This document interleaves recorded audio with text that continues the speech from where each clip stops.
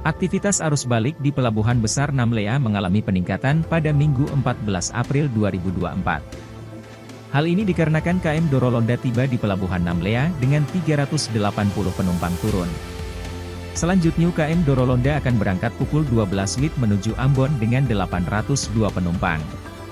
Selain itu, terdapat 100 tiket gratis untuk KM Dorolonda yang membuat penumpang membanjiri pelabuhan. Kepala Syah Bandar Pelabuhan Namlea, Abdurrahman Nakul mengatakan hari ini merupakan puncak arus balik di Pelabuhan Namlea. Ia melanjutkan, penyebab membludaknya penumpang hari ini karena ada pengambilan tiket gratis.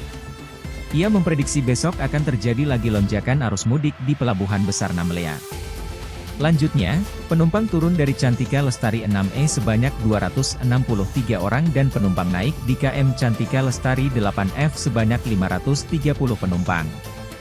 Total penumpang naik adalah 1.335 penumpang dan 632 penumpang turun. Hari ini akan menjadi puncak arus balik dan yang arus balik yang kami himpun data pada hari ini, kapal penumpang Dorolonda tiba jam 10 waktu Indonesia Timur dengan penumpang turun 380 orang dan rencana akan diberangkatkan pada pukul 12.00 dengan penumpang naik 802 orang termasuk tiket gratis 100 orang.